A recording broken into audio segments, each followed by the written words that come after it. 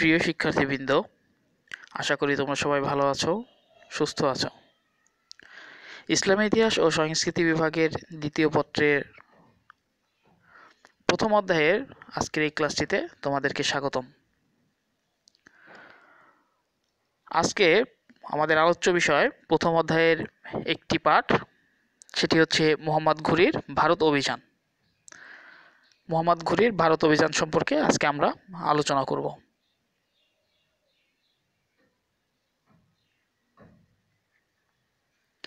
প্রিয় শিক্ষার্থীবৃন্দ, আজকের এই ক্লাসটিতে তোমাদের আমি স্বাগত জানাচ্ছি। আমি মোহাম্মদ নাসিরউদ্দিন মিয়া, প্রভাষক, ইসলাম ইতিহাস ও সংস্কৃতি বিভাগ, সরকারি আইনউদ্দিন কলেজ। আমরা মূল ক্লাসে যাওয়ার আগে ঘুর রাজ্যটির অবস্থান আরেকবার দেখে নেই। ঘুর রাজ্য একটি তারকা চিহ্নিত অঞ্চল। এর ডান দিকে দেখতে পাচ্ছ তোমরা গজনি রাজ্য। এটা দেখাচ্ছে কারণে যে গজনি রাজ্য আমাদের আজকের ক্লাসের জন্য প্রয়োজনীয় হবে। এবং উপরের দিকে দেখো সমরকন্দ, বুখারা এসব অঞ্চল।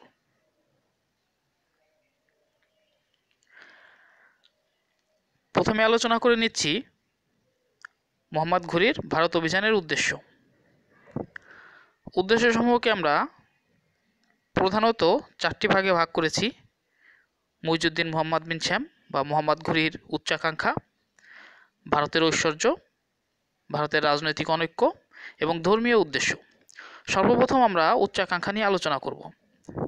আমরা জানি, আগের ক্লাসগুলো থেকে আমরা দেখেছি ঘুর রাজ্য থেকে কিভাবে ঘুরি বংশ তাদের সাম্রাজ্য বিস্তার করে। আমরা দেখেছি যে ঘুরিরা গজনি দখল করে নেয় এবং মুইজউদ্দিন মোহাম্মদ বিন শ্যাম তিনি কিন্তু এই গজনির অধিপতি হন। তার ভাই গিয়াসউদ্দিন ঘুরি তাকে গজনিতে রেখে আসেন এবং গজনির শাসন ক্ষমতা নিয়ে নেন। এই যে গজনি অধিকার করলো এবং গজনি কেন্দ্রিক যে একটি রাজ্য প্রতিষ্ঠা করার প্রয়াস পেল মুইজউদ্দিন মোহাম্মদ বিন শ্যাম বা মোহাম্মদ ঘুরি, আজকে আমরা পুরো ক্লাসে তাকে মোহাম্মদ ঘুরি নামেই অভিহিত করব। এই মোহাম্মদ ঘুরি গজনি থেকে পরবর্তীতে তিনি রাজ্য বিস্তারে দিকে মনোযোগী হন এবং তার আকাঙ্ক্ষা বৃদ্ধি পায়, যেটাকে আমরা তাকে উচ্চাকাঙ্ক্ষা বলবো। তিনি প্রথমে মধ্য এশিয়ার দিকে মনোনিবেশ করেন।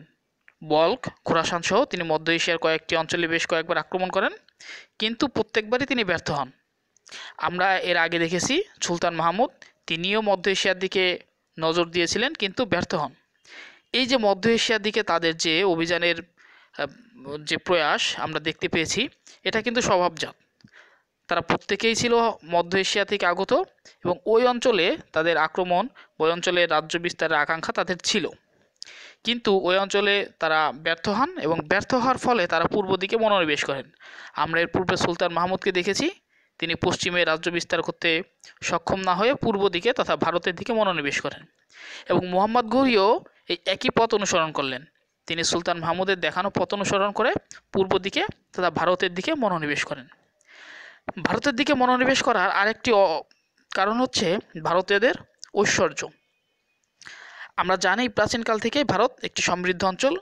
কৃষি প্রধান হলেও এই অঞ্চলের মানুষজনের হাতে প্রচুর পরিমাণে অর্থ ছিল এবং অর্থনৈতিক দিক থেকে অঞ্চলটি ছিল সমৃদ্ধ। ফলে মুইজউদ্দিন মোহাম্মদ বিন শ্যাম বা মোহাম্মদ ঘুরি ভারতের দিকে মনোনিবেশ করেন। সুতরাং মধ্য এশিয়ায় ব্যর্থতা একটি কারণ হলেও ভারতীয় কেন আসবে, ভারতে আসার একটি কারণ হচ্ছে ভারতীয়দের ঐশ্বর্য। ভারতে শুধু ঐশ্বর্যই ছিল না, এখানে আক্রমণের জন্য তাকে আর একটি বিষয় প্রলুব্ধ করেছিল, সেটি হচ্ছে ভারতীয়দের রাজনৈতিক অনৈক্য।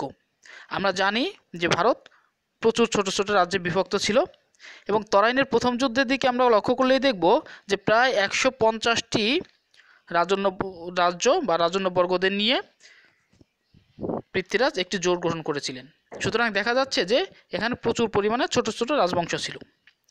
এতদ সত্ত্বেও ভারতের প্রধান দুটি শক্তিশালী রাজ্য ছিল হচ্ছে চৌহান এবং অপরটি ছিল হচ্ছে কনৌজ।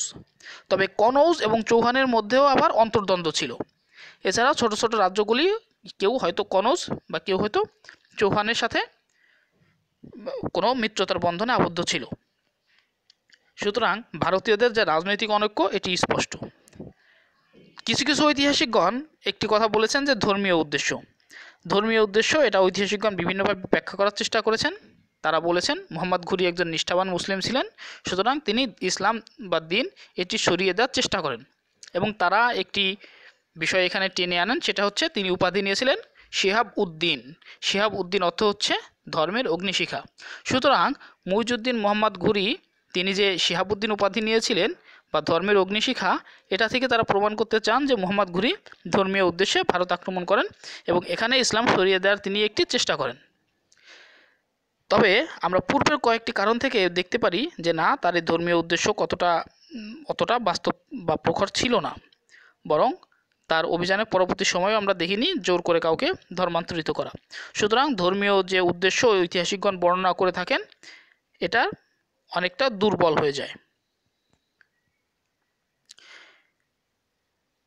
প্রিয় শিক্ষার্থীবৃন্দ, আমরা অভিযানের ধাপসমূহ দেখে নিব যে তিনি কোন কোন পর্যায়ে ভারতে আক্রমণ করেছেন।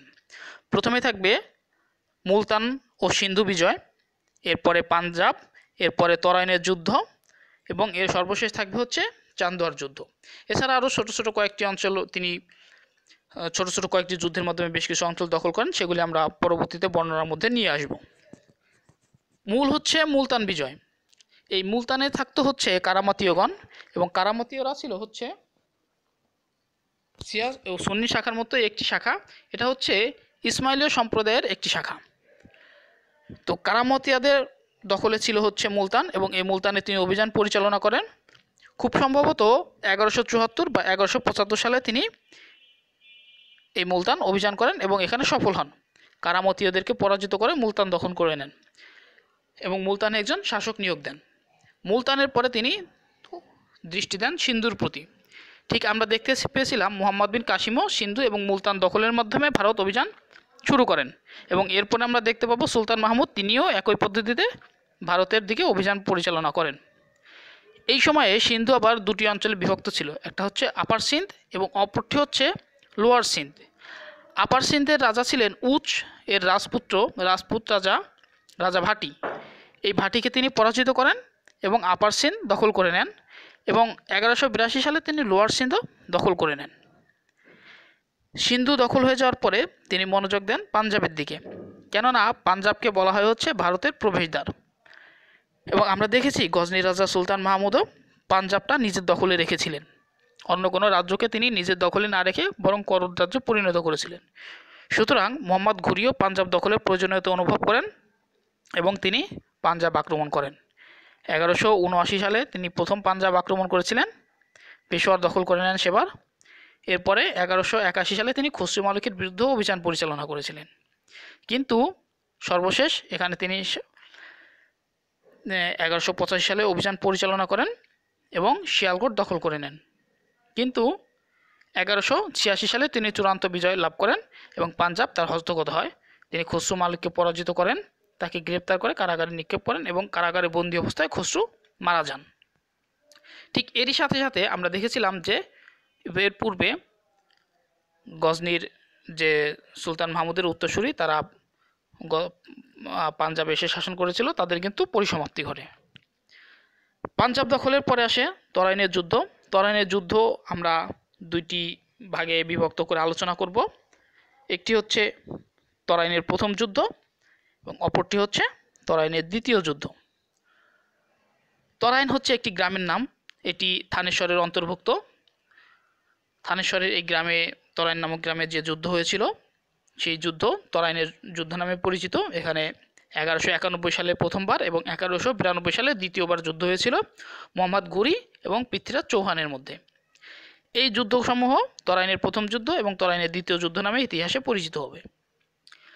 তরাইনের যুদ্ধে প্রথম যুদ্ধে 1191 সালে মোহাম্মদ ঘুরি পৃথ্বীরাজ চৌহানের মুখোমুখি হন এবং পৃথ্বীরাজ চৌহান তার যে মিত্র বাহিনী ছিল তাদেরকে নিয়ে একটি জোট গঠন করেন এবং প্রায় 2 লক্ষ বা তারও কিছু বেশি তিনি সৈন্য সমাবেশ করতে সক্ষম হন। এই সৈন্যদের মধ্যে ছিল অশ্বারোহী, তীরন্দাজ এবং হস্তি বাহিনী। ঐতিহাসিক ফিরিস্তা একটি বর্ণনা দিয়েছেন, তার মতে জোট বাহিনীতে প্রায় 2 লক্ষ অশ্বারোহী এবং 3000 হস্তি বাহিনী ছিল। এটি হচ্ছে ফিরিস্তার একটি অভিমত। এছাড়াও বিভিন্ন ঐতিহাসিকগণ বিভিন্ন অভিমত দিয়েছেন এবং উভয় পক্ষই সৈন্য সমাবেশ করেন তিনটি ভাগে ভাগ করেন। মধ্যবাহিনী একটা এবং মধ্যবাহিনীর বা ডান পাশে একটা বাহিনী এবং বাম পাশে একটি বাহিনী, যেগুলো ডান এবং বাম বাহিনী নামে পরিচিত। মোহাম্মদ ঘুরি নিজেই মধ্যভাগের নেতৃত্ব দেন এবং পৃথ্বীরাজ চৌহান তার মধ্যভাগে ছিল তার ভাই গোবিন্দরাজ, এই গোবিন্দরাজ মধ্যভাগে নেতৃত্ব দেন। সুতরাং দেখা যাচ্ছে মধ্যভাগে গোবিন্দরাজ এবং এদিকে মোহাম্মদ ঘুরি মুখোমুখি হন এবং মোহাম্মদ ঘুরি গোবিন্দরাজের বাহিনী থেকে একটি আঘাতপ্রাপ্ত হন এবং তিনি জখম হন, তার রক্তক্ষরণ হয়। তিনি যুদ্ধের ময়দান থেকে নিজেকে প্রত্যাহার করে নেন এবং পরাজিত হয়ে তিনি তার নিজ রাজ্যে ফিরে আসেন। সুতরাং এই যুদ্ধে মোহাম্মদ ঘুরি পরাজিত হন, কিন্তু পরাজিত হলেও তিনি দমে যাননি। 1 বছরের মধ্যেই তিনি পুনরায় সৈন্য সমাবেশ করতে সক্ষম হন এবং প্রায় 1,20,000 সৈন্যের একটি বিশাল বাহিনী নিয়ে তিনি আবার তরাইনের প্রান্তরে উপস্থিত হন পৃথ্বীরাজ চৌহানের বিরুদ্ধে। এবার পৃথ্বীরাজ চৌহান প্রায় 3 লক্ষ সৈন্য সমাবেশ করতে সক্ষম হন এবং প্রায় 150 জন রাজন্যবর্গ নিয়ে তার এই সৈন্যবাহিনী বা জোট বাহিনী গঠিত হয়। এই যুদ্ধে কিন্তু পৃথ্বীরাজ চৌহান পরাজিত হন, তার ভাই নিহত হন এবং তিনি নিহত হন, কিন্তু এক্ষেত্রে কিছু ঐতিহাসিক মতবাদ রয়েছে।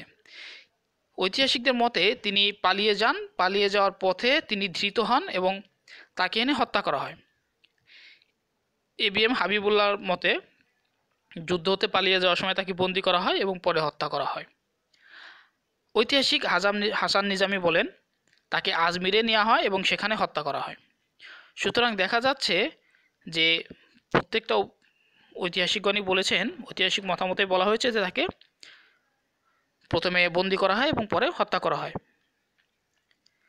পৃথ্বীরাজ চৌহান এই যুদ্ধে পরাজিত ও নিহত হন, তার ভাইও নিহত হন। সুতরাং তরাইনের দ্বিতীয় যুদ্ধে মুসলিমগণ এবার বিজয়ী হতে সক্ষম হন এবং বিজয়ী হওয়ার ফলে তারা একে একে ভারতের আরও অভ্যন্তরে প্রবেশ করার সুযোগ পান। ভারতের অভ্যন্তরে যে যুদ্ধগুলি হয় তার মধ্যে সবথেকে গুরুত্বপূর্ণ ছিল হচ্ছে কনৌজের রাজা জয়চাঁদ বা জয়চন্দ্রের বিরুদ্ধে অভিযান। এই জয়চন্দ্রের বিরুদ্ধে চান্দোয়ার যুদ্ধে তারা দুজন মুখোমুখি হন। জয়চাঁদ কিন্তু পৃথ্বীরাজ চৌহানকে আগের যুদ্ধে সহায়তা করেননি। এক্ষেত্রে একটি ঐতিহাসিক মতামত প্রচলিত রয়েছে। ঐতিহাসিকগণ এখানে দেখানোর চেষ্টা করেছেন যে জয়চাঁদের রাজা ছিলেন কনৌজের রাজা, তার মেয়ে ছিল অত্যন্ত সুন্দরী এবং এই সুন্দরী মেয়েকে পৃথ্বীরাজ চৌহান অপহরণ করে নিয়ে যান। ফলে তাদের মধ্য থেকে শত্রুতার সৃষ্টি হয় এবং জয়চাঁদ পৃথ্বীরাজকে সহায়তা করেননি। এখন জয়চাঁদ পরাজিত হওয়ার পরে পৃথ্বীরাজ কিন্তু একা হয়ে যান এবং মোহাম্মদ ঘুরি পৃথ্বীরাজের বিরুদ্ধে অভিযান পরিচালনা শেষে এখন কনৌজের রাজা জয়চাঁদের বিরুদ্ধে অভিযান পরিচালনা করেন এবং চান্দোয়া নামক স্থানে তারা চান্দোয়ার যুদ্ধে জয়চন্দ্রকে মোহাম্মদ ঘুরি পরাজিত করেন। সালটা ছিল 1194 সাল। যেহেতু বিশাল ভারতে দুজন ক্ষমতাধর নৃপতি ছিলেন, তারা দুজনেই মোহাম্মদ ঘুরির নিকট পরাজিত এবং নিহত হলেন। এরপরে মোহাম্মদ ঘুরির সামনে আর বড় কোনো বাধা আসেনি। তিনি একে একে বদাউন, গুজরাট, মালব, কালিঞ্জ সহ ভারতের অন্য অঞ্চল দখল করে নেন। 1197 সালে তিনি বদাউন দখল করেন। 1197 সালেই তিনি গুজরাট এবং পরবর্তীতে মালব দখল করেন। সালগুলি 1197, কোনো কোনো ঐতিহাসিকগণ 1196 থেকে 98 সাল উল্লেখ করেছেন। যা হোক, এর পরবর্তীতে তিনি কালিঞ্জ দখল করেন 1203 সালে। সুতরাং দেখা যাচ্ছে যে উত্তর ভারতের অধিকাংশ রাজ্যই মোহাম্মদ ঘুরির অধীনে চলে আসে। এভাবে মোহাম্মদ ঘুরি সমগ্র উত্তর ভারতে তার বিজয় অভিযান পরিচালনা করেন এবং পরবর্তীতে তিনি নিজ রাজ্য গজনিতে ফিরে যান। ফিরে যাওয়ার সময় তিনি এই পূর্ব ভারতের অভিযান পরিচালনা করে যে সফলতা অর্জন করেন, এই অঞ্চলের নেতৃত্বে রেখে যান তার সেনাপতি কুতুবউদ্দিন আইবেককে। কুতুবউদ্দিন আইবেক পরবর্তীতে ভারতে একটি স্বাধীন রাজবংশের প্রতিষ্ঠা করবে, সেটা আমরা পরবর্তী ক্লাসগুলিতে দেখতে পাব। প্রিয় শিক্ষার্থীবৃন্দ, তোমরা দেখেছ যে কীভাবে মোহাম্মদ ঘুরি সমগ্র ভারতে তার বিজয় অভিযান পরিচালনা করেন এবং ভারতে একটি রাজ্য প্রতিষ্ঠার প্রয়াস পান। আমরা পরবর্তী ক্লাসে তার কৃতিত্ব এবং এই যে যুদ্ধের অভিযান এর ফলাফল এবং মোহাম্মদ ঘুরির কৃতিত্ব সম্পর্কে জানবো। সে পর্যন্ত তোমরা সবাই ভালো থেকো, সুস্থ থেকো। ধন্যবাদ সবাইকে।